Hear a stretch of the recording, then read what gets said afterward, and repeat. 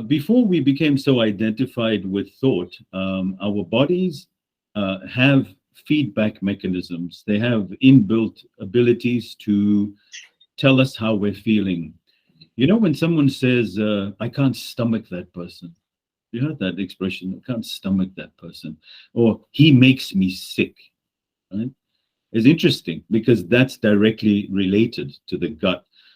All of modern day science right now, science catches up to the party last because it needs facts and figures before it believes anything. So all of science is saying now the gut is where all is happening, not anywhere else in your body, but in the gut. Because the gut is your center of, a very powerful center of intuition. Now, let's talk about breathing. Are you aware of how you breathe? Are you a nose breather? Are you a mouth breather? Are you a lung breather? Or are you a belly breather? Most people didn't even know there was a difference between these. If you look at how a child breathes, if you watch the belly of a baby, you'll see it lifting up. That's right. Down, up and down, right? And if you watch adults, it's shallow breathing. So the modern day adult teenager breathes through their chest. And if you breathe through your mouth, then many times you've got allergies and all the rest of it, all the bacteria, all the other type of stuff that your nose has the ability to sanitize. The breathing is really important. It's very, very important for us to connect to our belly, to our bellies, and to our guts, and to our intuition. Before we can talk about what our gut is telling us, we need to know where it is and how to listen to it. So if you look at the Japanese and the Chinese, the ancient Chinese, the Taoists, if you've ever heard of, how many people have heard of Tao, right? Or the Taoists, the Tao. So the Taoists or the Taoists talk about this called the Dantian. This is called the lower Dantian. So 3 centimeters below your belly button is located a center. The Japanese call the center the Hara. And in the Taoists, they call it the lower Dantian. The Dantian is one of your intuitive centers. The other one, according to the Chinese, located with your third eye. Most cultures talk about the third eye. So some people even say that we had an eye, part of evolution, that was here located, and that's located and connected to our pineal gland. And the pineal gland is responsible for mystical experiences or heightened senses of awareness. People who take plant-based medicines experience these increased senses of awareness. There's many types of breathing, including Kundalini breathing, which harnesses this type of breathing to induce more of those feelings of bliss and euphoria and all the rest of it. So the first thing we have to do is look at our breathing. So if we want to start talking about connecting to our guts, then we need to refine our breathing. So if you can be aware, and we can just try that now, we're going to do this thing called box breathing. Has anybody heard of box breathing? Tom's, I'm sure you've heard of it. Tom's does that, yeah? So box breathing is you imagine a box, right? And so what we're going to do is we're going to breathe in for 4, breathe out for 4. Okay, so we're going to breathe in for 4. Let me just show you how I'm going to do it. So instead of us breathing in through our chest, we're going to breathe in and our bellies are going to expand. You see my belly? Expand outwards, right? So it's not from the lungs, it's from the belly. This is the first step to connecting to the hara. So I just want to show you what that feels like. So on the in breath, my mouth is always closed. I take a deep breath in. Take a deep breath in, and because I got a nice big belly, you'll be able to see it expanding. So take a deep breath in, it expands. Take a deep breath out, mouth is closed. So the four stages are in breath, hold for 4, 1, 2, 3, 4. In for 4, hold for 4, 1, 2, 3, 4. Out for 4. But you can see I'm breathing in and it's expanding. Most people have become so used to the other way, it's going to take a bit of practice. So, but watch how this grounds you, this practice. I want you to just try it now. You can keep your eyes open or your eyes closed. And let's just try 5 of these types of breaths. So we're going to do Counts of 4, I'll guide you along and see how it makes you feel, if any different. So get rid of the noise in your head and try to put all your awareness into this center, which is, imagine it to be 3 centimeters below your belly button. And if it's in inches, I think it's 1 inch below your belly button. So you can put your hand over it to give you a connection and an awareness to it. And on the in-breath, you're going to expand the belly. So take a deep breath in. Hold for 4. 1, 2, 3, 4. In for 4. And when you hold in, really squeeze it in back, almost like your belly button's trying to touch your spine for 4. Again, in breath, expand the belly for 4. Hold for 4. Exhale. And contract the belly all the way back to the spine for 4. Hold for 4. 1, 2, 3, 4. Exhale. Inhale and expand the belly.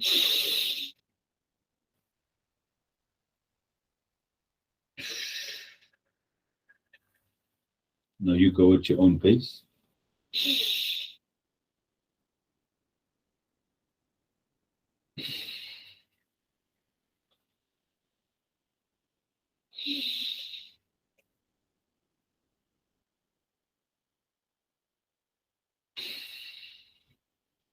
Last one. Really push the belly out on the in-breath and really pull the belly in on the out-breath.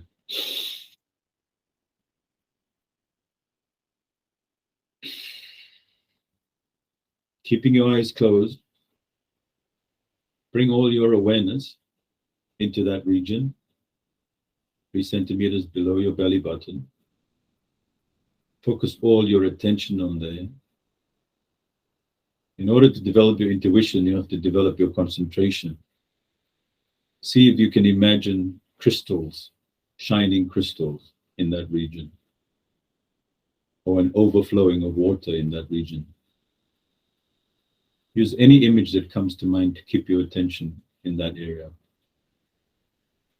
Even if it means like there's a weight in that area.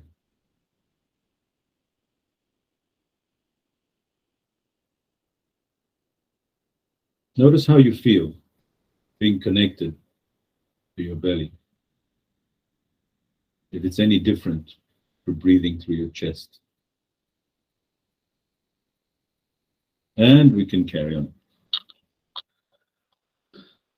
Very live demonstration here. You can see the faces of the people. There's actually the calm sense that pervades. Do you guys agree? Did you feel any difference? Can you get some feedback?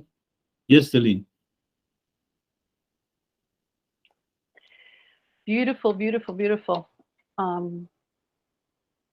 do a lot of breath work and yoga nidra and all sorts of things. And what I found with this particular one, it's really like it's an effort. It is an effort to begin with, to be aware of the baby. You know, we've been breathing all our lives, but this exercise makes an effort. And once you let go and just be still, the realization that occurred for me is how amazing how to witness the body breathing itself. It's just breathing itself. Right. You become the breath. Yes, yes. It's like you and the breath are one. So you realize that there's no effort. There's no effort. And breath is life. So there's no effort in life. So what are we doing being in so much effort all the time? Brilliant. That's beautiful. Yeah. That's a wonderful addition. That's the whole point, right? It makes us connect to life. Like we're breathing unconsciously all the time. And we're not doing the breathing. And then we sit there saying, well, what do we do? What do we need to do now? You don't. It's doing it. Your heart's beating, your liver's cleansing, and your breath is moving. And if you focus on it enough, you just disappear. And that's the whole point. You want to disappear so that life can partake through you, because it has a purpose, it has a goal, and it's not our fault, by the way. A lot of people use this blame thing. You know, I should trust more, and I shouldn't be like this, and I should do like this, and I shouldn't. And that is a terrible way to change anything. The Western dominated societies, especially this guilt and this finger pointing, we point fingers out at ourselves more than anybody else. We're always giving ourselves a hard time. You should be doing this. They should be doing this. I shouldn't be doing this. And then you have all these great books on the 4 a.m. club, and that's great. Wake up at 4 in the morning if you want to do, be so focused, because you're like, I should be doing more with my life. I should be more successful. Then I join the 4 a.m. club. Then I learn about healthy habits and all the rest of it. Great, right? But Celine, let me just carry on a bit and I'll come back to you.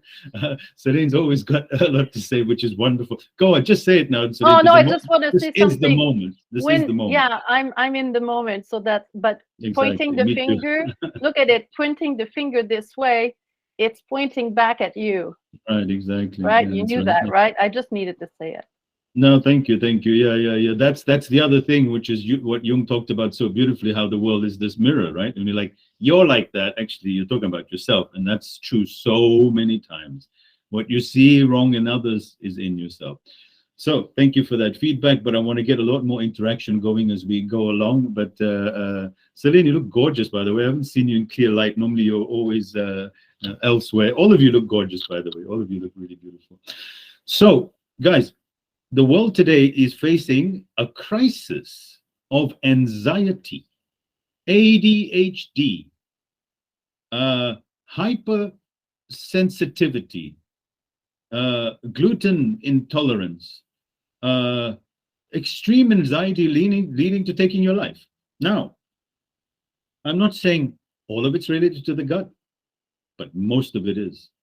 And so what we do then is that we go and get like celiacs. I mean, the kind of things that, and for me in my practice and what I've seen over and over again, and nobody can actually deny that from my personal experience, scientists will say, well, rubbish. But where the issue is in your body, the physical manifestation is revealing an underlying emotional issue. Always for me in my particular practice. So what is the purpose of the gut? If you look at it from the chakras, from the energy centers point of view, Priyakshi, are you on the call? Priyakshi is Reiki. Oh, there you are, Priyakshi. Yeah, so Priyakshi knows about Reiki and about the chakras and energy centers. It's funny because now Western science is also catching up to this, saying that the gut has a brain of its own. I mean, you don't need to consider this when we say I have a bad feeling about someone. Right? Where does that bad feeling come from? The gut. When we have a good feeling about someone, does that come from the gut? Think about it. Just ask yourself that question. It doesn't. It comes from the heart or somewhere else. If you just want two different descriptions, right? So what is the gut? The gut is about trust, trusting in life, trusting in the process, trusting in myself. Right? And that's a difficult thing to do in a world full of fear, the recession, the pandemic, the this, the that, the whatever. So your brain, it's called an amygdala hijack. Your brain has been hijacked. You can't think rationally when your brain's been hijacked, because we have a part of our brain called the amygdala. Amygdala reacts to fight or flight. And when it's in survival mode, it switches off all logical, rational, sensible thinking. So if you look at the world today, the insensible, the irrational behavior, it's not their fault. Their brains are in fear mode. When you think about the bills that you've got to pay and the mortgage that you can't pay and your children's education and the food you got to feed, you can't be coming here to telling me about meditation and thinking straight, right? And you're going to react in a very irrational way. So now, in order for us to be able to trust in life, it doesn't help what people keep on saying. You have thousands of quotes. Just trust in life. Everything won't be all right. And then you read a quote, you're like, yeah, Eckhart Tolle is so right, and Joe Dispenza is so smart, and he's right, and I feel so much better. That lasts for about 2.5 seconds. And then back to the feeling in your belly. That's, the womb is there as well, right? It's a crucial point. So what we need to do in times like this is to connect with our breath and to connect with our intuition, which is our gut, and to become one with it. And so there are many practices, like Celine mentioned, like Yoga Nidra, which is very powerful, which is a guided practice, taking you through different parts of your body, centering into them. and balancing different organs in your body. Now, because this call is about intuition, and I just did a post recently about the difference between tuition and intuition. Tuition is what you've been told, what information you've gathered. The whole purpose of these classes is to give you the tools for you to come up with your own decisions about your life and to have a deep trust with yourself. Intelligence, intuition, instinct, all of these have one thing in common: the word in. That means it's inward. It has to come from within you, right? You have to learn to develop your own ability to think, to feel, and to decide. You don't need to be told how to think and how to feel. And through years of school and conditioning, and some of it's very good, it's not saying that's all bad, we've come to make a lot of judgments and presumptions about life, about relationships, about work, about purpose, and all the rest of it. And so what I want to do on these courses and with the masterclass that I'm doing separately is to take a deep dive into the gut, into the heart, and into our third eye, these three primary centers of intuition. And regarding the Japanese, if any of you have been exposed to any martial arts, karate, jiu-jitsu, kung fu, even qigong, which is not a martial art, tai chi, if you look at all of it, it's about centering in this area here, because your gut or your belly connects you to your hips, which connects to your knees, which connects you to the ground, Mother Earth. So when you are connected and rooted down below, then you feel safe in the world. But if you're living through shallow breathing and you're thought-based, then you're going to feel very insecure anyway. So a simple process of changing your breathing and becoming aware of grounding yourself into the earth, automatically things change. So it's really interesting reading a book that the Japanese, in English, when somebody's gone cuckoo, we say he's lost his mind. He's lost his head. In Japan, they say he's lost his hara. Because actually, it's your hara that grounds you. Because if you all mind, you are going to be off your head.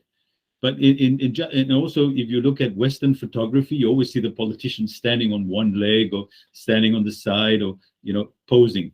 Japanese, if you look, even the politicians, anyone, they always stand like this because they say you'll just be pushed off balance if you're standing on one leg. So the whole point is, if you can just become aware of one thing, is to start practicing breathing through your belly, which connects you to this amazing thing. There is through your entire body, there's the, what's it called? That runs from your belly to the top of your head and controls your stress response. What is it called? What was it? Forget the name, but it'll come to me now. If you want to remove stress from your body and you want to remove anxiety, then you've got to look at really focusing on your gut. How we eat in Western societies and modern, not just in the West, in the East as well, is that we gobble our food and we have much anxiety and much stress about what we eat. Nobody talks about how we eat. Every single topic is about how many calories, how many this, is it organic, is it vegan, is it this, is it that? There's nothing wrong with that. But what about how you eat? And that's something that I want to do in the masterclass as well, is bring an apple. I wrote about the apple because I was doing this practice with the apple and I was just consumed by the apple for 15 minutes, looking at the shell, looking at the skin, looking at the shape, looking at the texture, which the apple was always there. I was not there, right? And that's what they say about God, universe. Like, where is God? Where is the universe? Who am I? It's always been there. You can't see it because you're not present, right? So in order for you to be present, you have to train the muscle of awareness. And it's something that you have to do. What I realize is that when you have a group setting and everybody's together and you're practicing week after week, it makes a huge difference than if you're just listening to this thing and then you go home and carry on and do whatever you do before. So I can talk a lot more, but there's just so much to say about this topic. So just the 3 centers that I want to tell you about. You have the root chakra, which is where your sexual organs are and where the base of your spine is, and where your pelvic floor is. That center is about survival. It's about instinct and survival and procreation, right? It's about sex as well. Then we have our belly, which is the hara, which is about safety in trust and trusting in life. And then the solar plexus, where our livers and kidneys located, is about our will, wanting to do something. So when you have a strong will, it means that you have strong, and in the old days, the warriors used to actually take a rope and tie it around their kidneys so they wouldn't be so afraid, because they knew the kidneys are a source of fear. So if you see the adrenal function and people getting stressed and all the chemical responses from adrenal fatigue, it's fear. So right now, most of Western society and most of East, as long as you got Facebook, you're part of this part of this system, right? Is living in extreme anxiety and extreme fear. And it's a terrible way to exist. And so I want us to learn to transcend from the base and bring the energy up to our heart, then through our expression, through our intuition, and then finally here is connecting with anything and everything and becoming one with the world. You can call that in the universe or God or everything else. So there's no more judgment, there's no more fear, there's no more mistrust. Okay? And that's one of my processes that I do. So have you guys got any questions or you'd like to ask anything?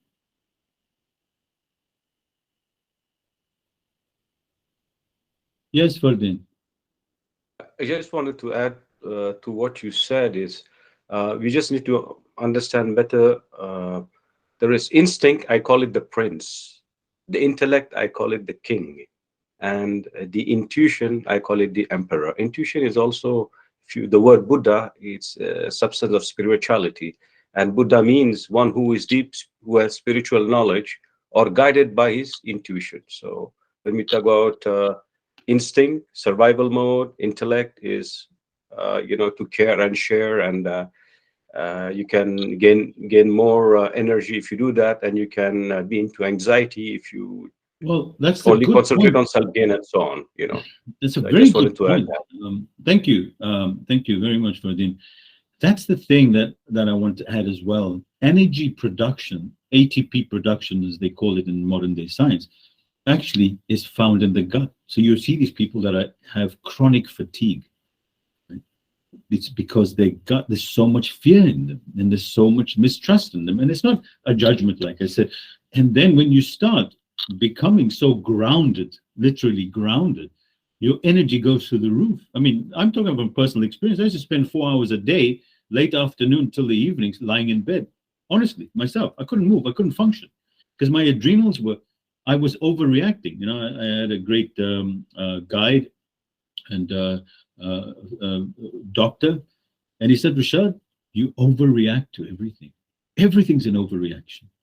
It's not my fault. I was raised like this, right? So learning to stop overreacting is not easy. Like people say, my wife would say, stop overreacting. It's not such a big deal. Yeah, for you, it's not. For me, it's the end of the world, right? The whole roof's come down. Don't come tell me not to overreact. This is big. It's huge. So it's a process, right? And that's why I put together this course. And I really, truly believe that we need this so badly right now. Ronald, go ahead, please. I just have one quick statement, Rashad, for the sake of time. I'm part of a 12-step group, and there's one thing that I've read that's so important, and I repeat it. At some point, our feelings became submerged in our nonstop activities. We lost touch with our being and became human doings. That's beautiful. We stopped being human beings, we became human doings. Really interesting.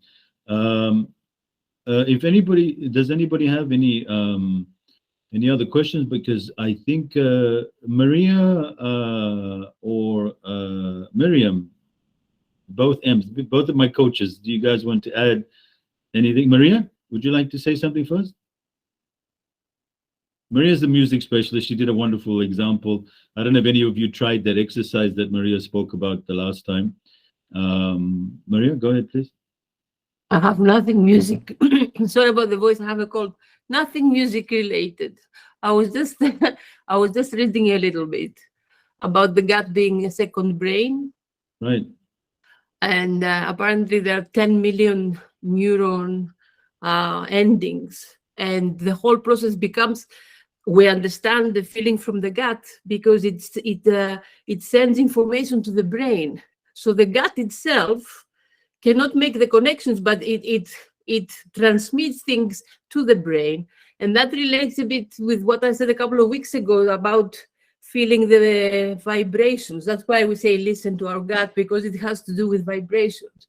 But I'm stuck with this image because the gut can be 30 feet long. So imagine if we had a 30 feet long brain along with our skull brain, we like the intelligence and the feeling. So I started thinking, why is neglected that kind of brain, the gut brain? And science was saying that we feel two things in the gut, fear and joy. So fear, I understand. We want to just let it go because lions are not eating us anymore. So we don't need to be ready like that. But then joy is also scary to us, I think. And that's why that has become also something that we neglect. So just observation on what I was reading. And I think because I'm trying to do it, I'm always putting myself as an experiment. So I find that my intuition has improved a bit because I'm starting make spontaneous decisions. I usually overthink everything, but I think if you start reacting spontaneously to your instinct, that becomes stronger, and I think there is something in that. So that's what I have. That's my observation. That's fantastic information, actually. So to start off with, regarding the neurons, the actual neurons, the neurons that are the same in the brain that are in the belly. Here's the fascinating thing that I found.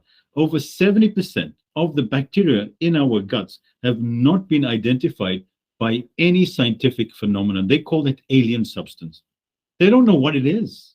70% of the bacteria in our guts, they have no idea what it does. And the whole modern day medicine is going from antibiotics to custom designed probiotics, realizing that when your guts, but because 70% came from Mars and they don't know what it is, they haven't found what each particular bacteria or thing does and balances and all the rest of it. That's the one aspect. And then you mentioned also about the joy. You know, when somebody has a belly laugh, is because their bellies have become so trusting.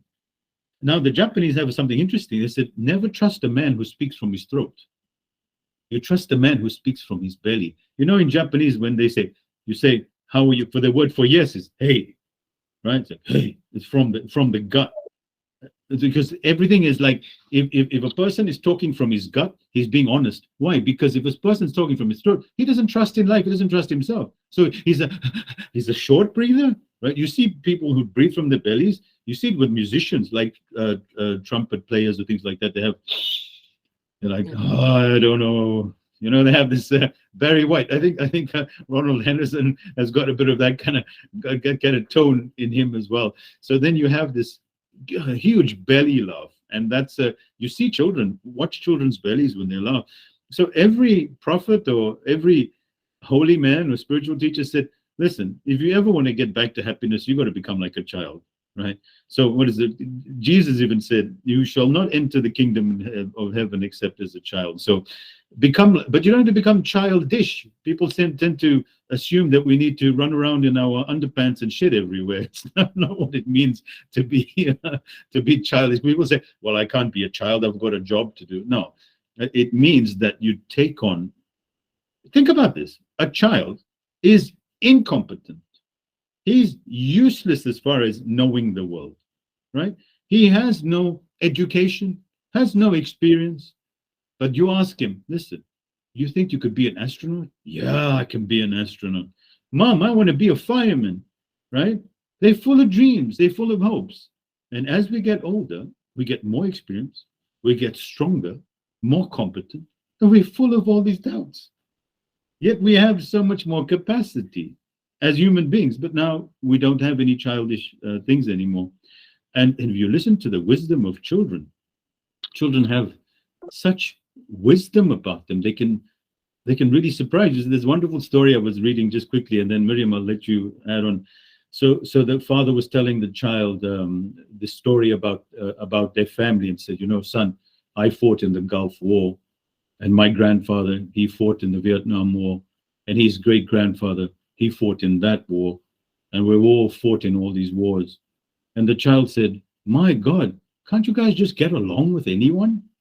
It was such an original response, right? Because a grown-up person would say, very brave, well done, you did all these wars, right? But a child would be like, why did you have to go and fight so much with everybody? Because that's that simple, beautiful, spontaneous speech. Miriam, have you got anything to add or share? Yeah, so actually me and Maria are on the same page today. Okay, good. I was going to say a lot of it I feel like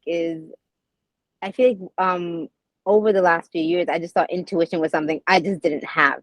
Do you know what I mean? Like, I think a lot of times we're just have that belief that intuition is something you're born with, or just some people have it. But I think when you realize it's a muscle that you have to practice, and it's innate in all of us, it's just a matter of, again, getting out of your head and settling and practicing. And for me, that came from what Maria said, is making decisions. Yes. A lot of us are so overthinking that we have a hard time even coming to a decision. It can be the simplest of, what am I wearing today? I can spend like 10-15 minutes in front of my closet trying to decide. But I feel like once you start making those decisions and trusting yourself, you build that muscle of intuition, and it's game changer, I feel like. So getting out of our head and settling in to make decisions, I think, again, it just comes down to practice. Yeah, that's wonderful addition there, Miriam. The mind, when you bring it up for choice, that's when you need to engage thought. So the Zen master have a wonderful expression. They say, if you're going to stand, then stand. If you're going to sit, then sit. But whatever you do, never wobble. See, because when you start wobbling, then you're like, imagine getting on Amazon. I was trying to buy headphones on Amazon. I'm like, 15,000 headphones. Like, how the hell am I going to decide, right? And so it creates this, it's called analysis paralysis. So then you take all of them, put it in a spreadsheet by reviews, price, location, whatever, and then you're down to 400 headphones to decide on, right? And you spent 7 days choosing a headphone for $50, right? So that's what you do. And it's a muscle that you train, exactly like you said, you and Maria as well. So I teach my clients and say, go to the restaurant, look at the menu, and whatever comes to your mind, or I'll have that, and put the menu down. And it terrifies a lot of people, right? Because you look at it and you go, okay, there's chicken, beef, how do I know? Like, one of my clients always says to the waitress, what do you recommend? I mean, the waitress may never even eaten there. We ask all these questions. What's your most popular dish? So what happens if it's like baked, testicles? You're gonna, like, I was in Spain as well. They said, yeah, it's a rabo de toro, bull's testicles. I'm like, okay, well, maybe not. What's not so popular here? So be careful about asking what's not so popular. Celine, go ahead, please. Celine, I can't hear you. Sorry about that. Ronald, you were before me, no? Oh, Ronald, yes, I missed. Yes, Ronald? Thank you, Celine. I'll just be brief, but thank you. I had a friend that passed, and he suffered from depression, schizophrenia, and all sorts of things. It was terrible. I felt bad that I lost my friend, but it was when I saw his childhood pictures, when he still had light in his eyes, when his eyes still sparkled, that is when I really felt like I lost him, because the light was gone. Yeah, and that's all I want to say. Yeah, they say that most people die by 30, and they're just waiting for their death. It's we become suffocated. I see it over and over again in the corporate world. These people, if you look into their eyes, there's nothing there. It's just like, what do you want? I got work to do. there's no life in there. And of course, Ronald, the circumstances of your friend was very different. Celine, go ahead, please. Thank you, Yeah. Ronald. When you spoke of the child and spoke of the breath, intuition is like the breath in a sense. You know, it's present, it's there. If you spoke of a child that says, "Do you want to be an astronaut?" He looks at the astronaut, a picture that maybe you have read or seen in a book, and there's no obstacle. There's Right. no big deal about it. He's not making a story about it. There's nothing in the way of his intuition, instant intuition. Yes. It's like, yeah, I can do It's that. unconditioned. It's unconditioned. There's no obstacles Spontaneous as in well. the path. So what makes the intuition unavailable is language.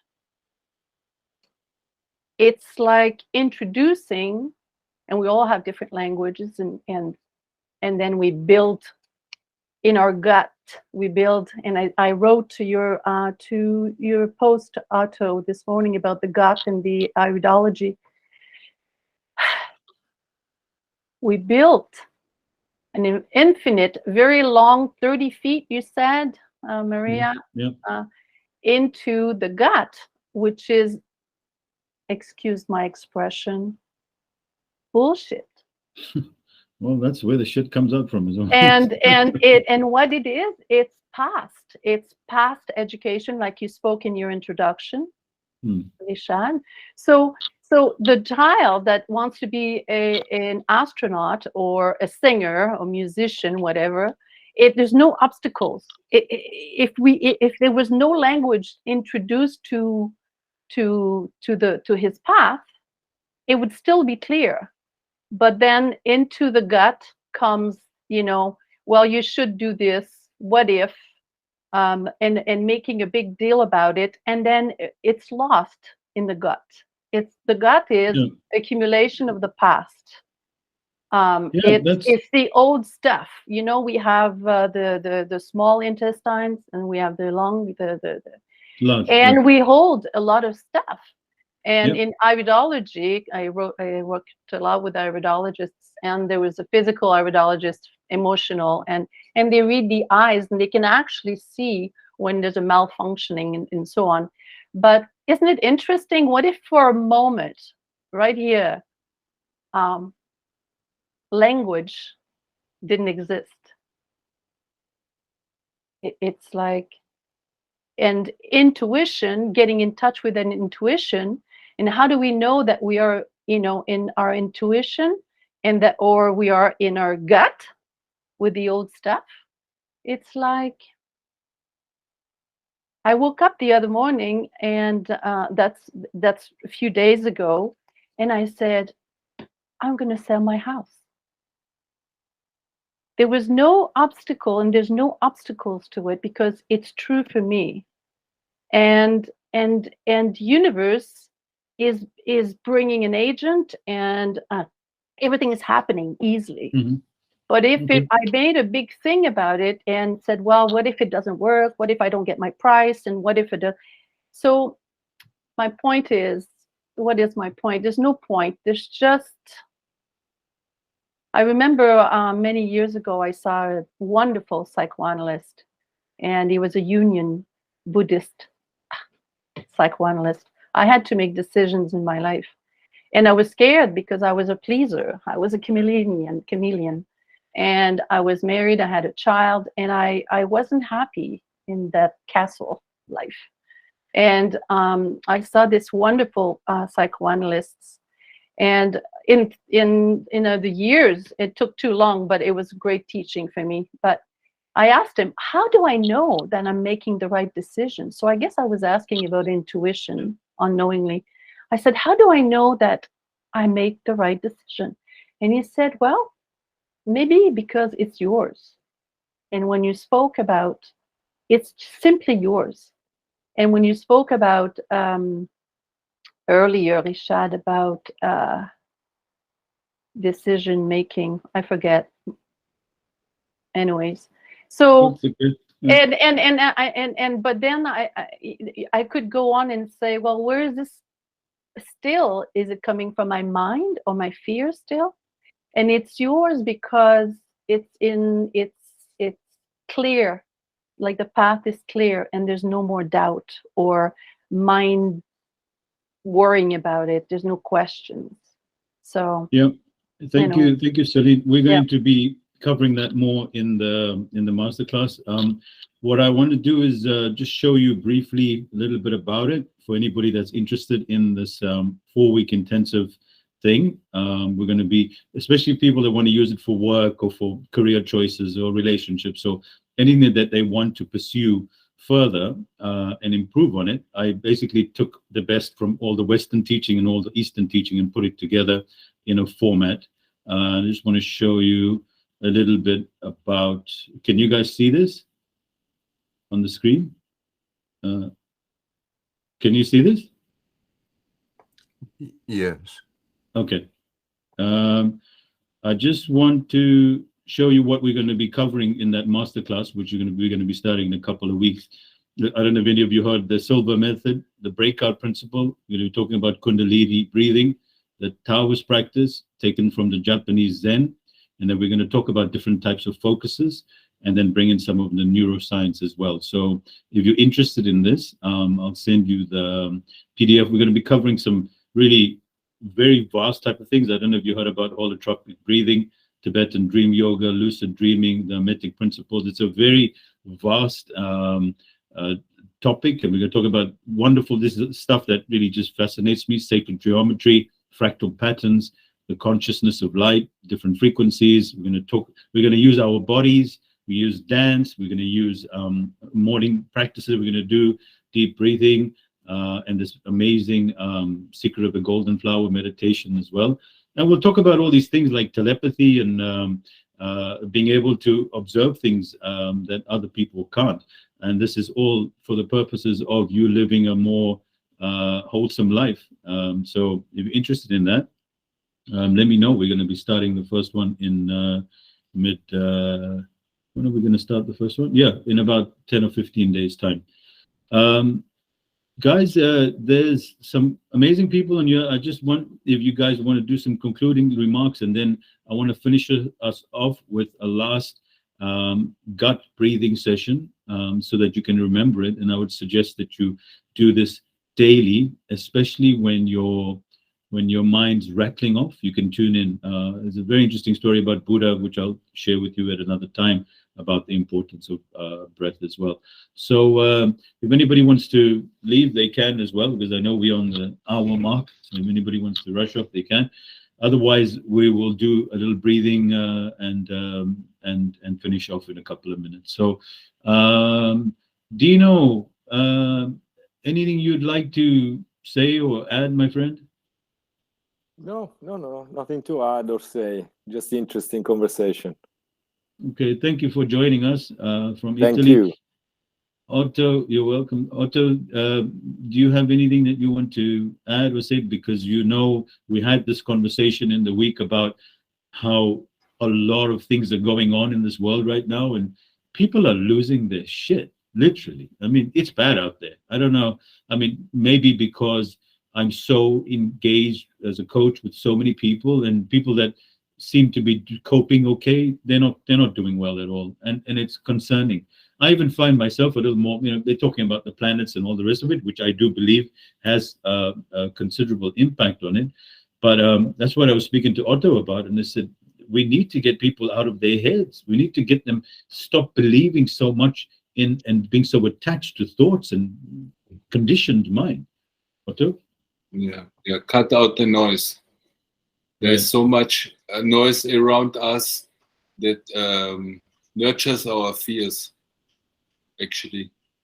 And it's the perfect time to be centered again, to find our center again. Centered and stay calm and patient. We all in the same boat. We all have to go through these difficult times. And the more we are centered and go back inwards and live from inside out, I think we will get over these Inside difficult out. times. Yeah. The more we practice that and encourage each other, like you do it all the time, to do it, to practice. Yeah, Yes. and as you know, my intuition, most people that know me, it's something that I've been given, and I use it very effectively.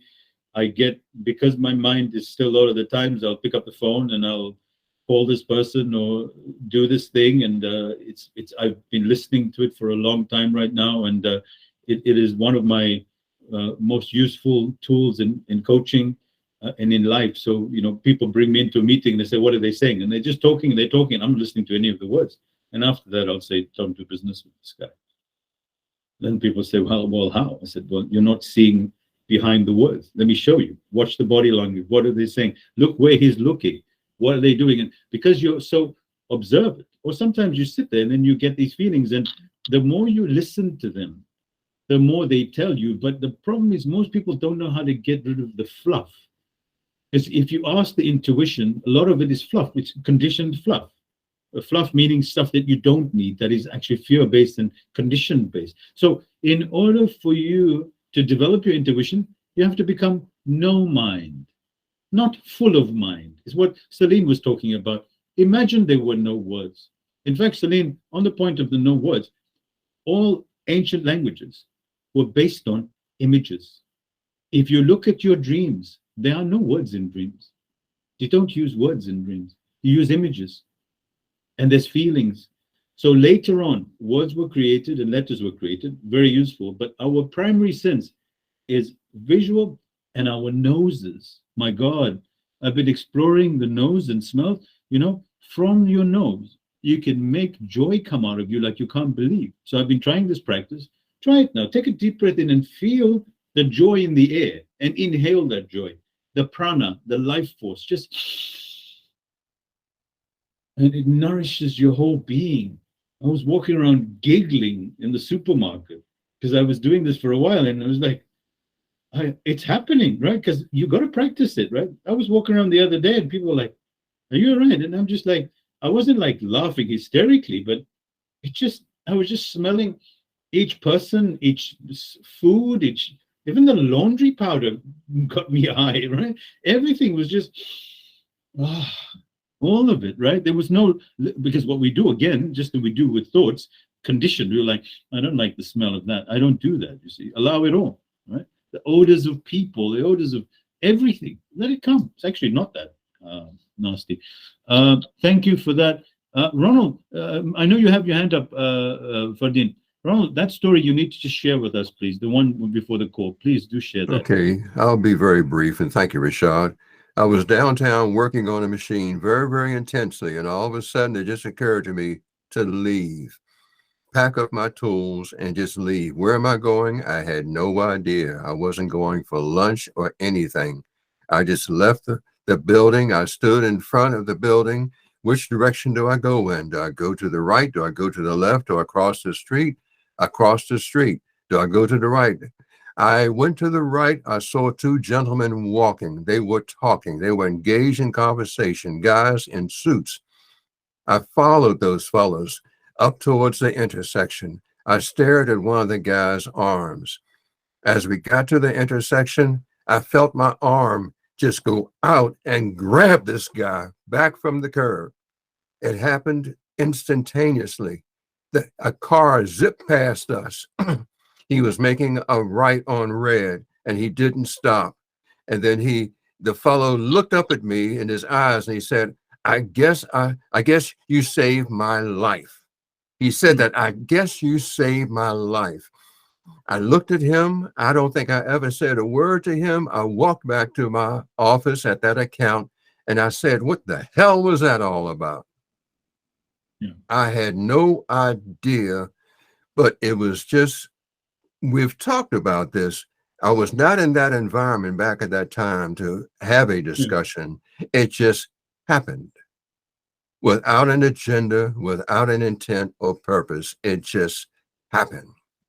That's a very beautiful story. And as a side effect, you save a person's life. But what the most important part I took from that story is that you were not there in mind. If you had to sit there going, why am I thinking about his hands? Why is this happening? And why is that? You wouldn't have done that. But because you were not there, you were no mind, right? You were present and you just acted in the moment. If you can bring that, not you, Ronald, but if we can bring that to life, that would be a miracle, right? Recognize there is a way of you going on the menu and saying, I'll have that, put it down. Who are you going to marry? I'll marry him. How many people can do that? I don't think so. It's like a whole, it's a long story, right? Because of all the pain. Fardin, last comment, and then we can close out. Yeah.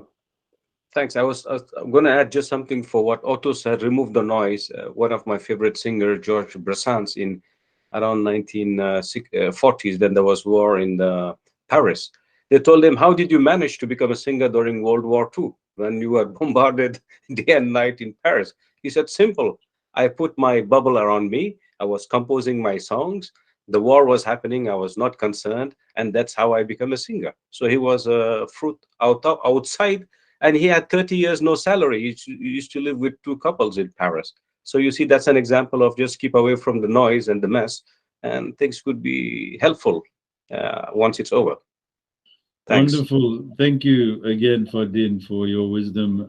And thank you for all these incredible human beings that came on this call. I'd like you guys to try a practice, okay?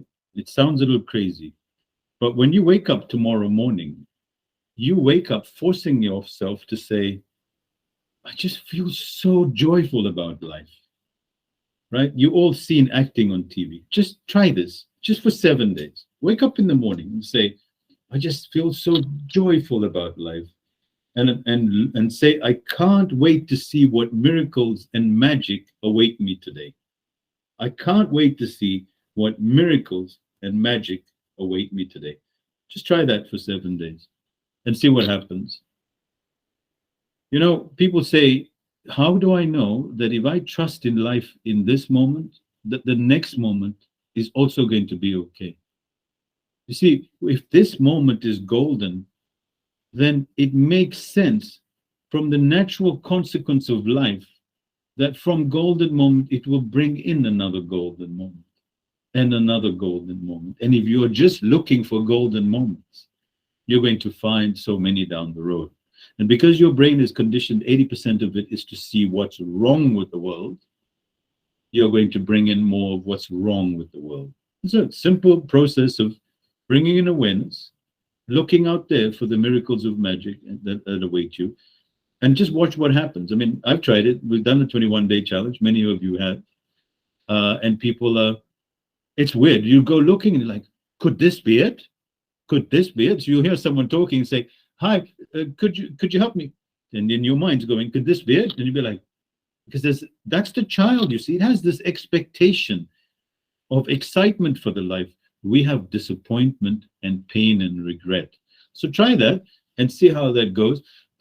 If we can, would you guys like to close out with a little bit of a stillness practice? I'd like to show you one last thing. I just want to show you what the Buddha talked about is between the in-breath and the out-breath, they say is when he gained his enlightenment. Because when he breathed in, there's no guarantee that you're going to breathe the next breath. Do you know that? And between the in-breath and the out-breath, there is no life at that stage. There is it's the pause, right? There's no guarantee you're going to breathe out. So if you can tune in to the in-breath, just focus on, and also the outside world coming through your nose to the inside world. On the out-breath, the inside world coming to the outside world. There is a separation, yet there's no separation. After a while, you will see that in-breath and out-breath connect you all together. So all I want us to do is to go back to the gut. We're going to do the in-breath and out-breath and just become very conscious. We're going to do just ins and outs, ins and outs. So in, expand the belly, out, contract the belly, in. And let's try that and just be aware of the outside world coming in and the inside world going out. Okay, let's try this. We'll do this just a couple of minutes and we'll finish off with that. So bring the feeling and your attention into your body. Lao Tzu talked about breathing through your heels. So imagine your heels, imagine your knees, imagine your hips, imagine your spine, imagine your solar plexus, imagine your hara, or where your belly is. Bring in all your attention into the belly. All we're doing is moving the attention out of the mind and into the body. Take a deep breath in and expand your belly to the end of its capacity. Stretch the belly out. In breath, let it go to the out breath. And just let it flow. In breath, expand the belly. Out breath, contract the belly. Now let's form a bit of a rhythm here. In breath, out breath. In breath, out breath. And feel the breath coming in through your nostrils, filling up your belly.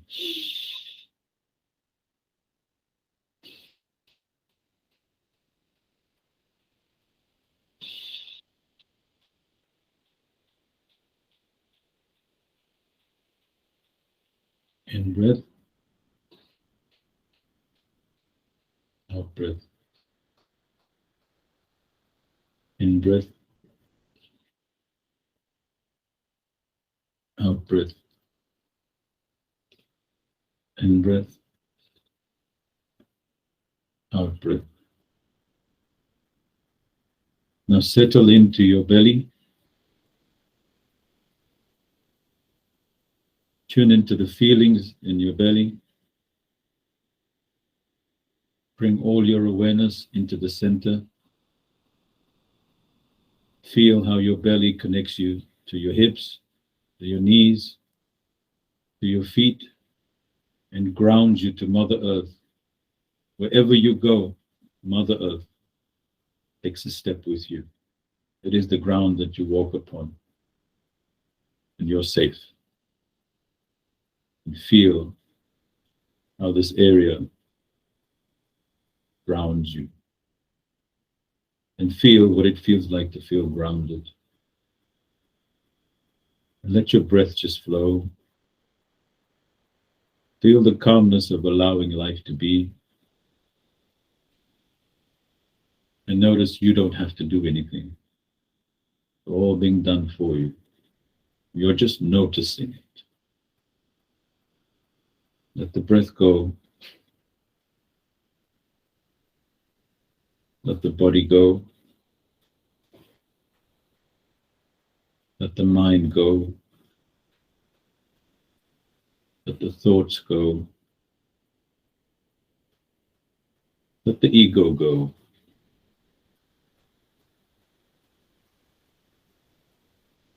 Let it all go. And feel how comforting it is to be nothing.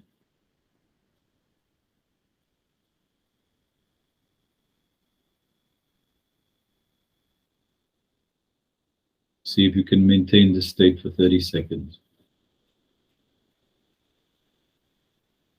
Just being nothing for 30 seconds.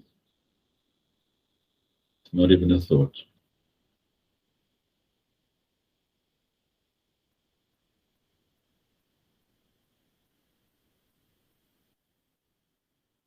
Feel the lightness in the body.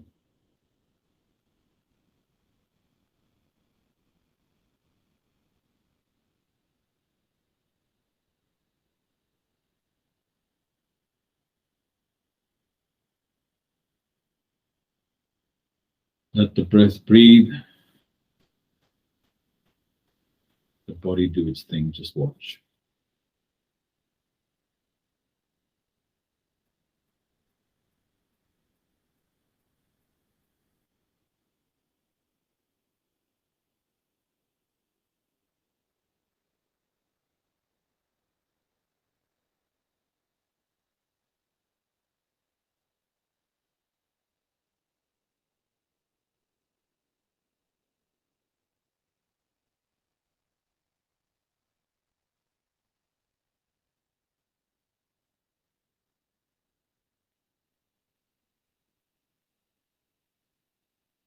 you like, you can open your eyes and look down.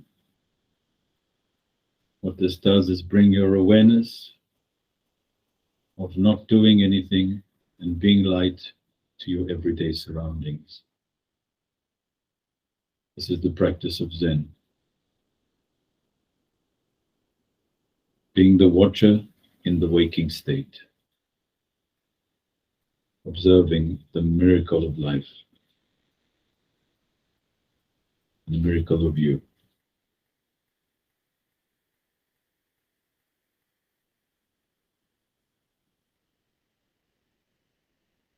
Feel the trust. Letting life do what life does best.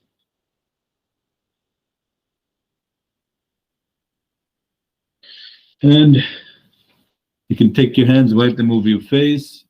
This does a wonderful sort of cleansing. You can stay in the space for as long as you like. It's that easy. It's the easiest thing in the world is to be nothing. The most difficult thing in the world is to be someone. Thank you all for coming. Hope you have a wonderful week of being nothing. All right. Anything else anybody wants to add? If not, then we shall conclude here. Thank you all. Thanks a lot, Rishad. Thank you. You're welcome. Thank you all, Rishad. my beautiful friends, for joining us. Thank you, Paul. Thank you, everyone. Thank you, everyone. Thank you. Thank you. Bye. Thank you. Ciao. Thank you. Brilliant. Beautiful. Thank you. Thank you. Bye.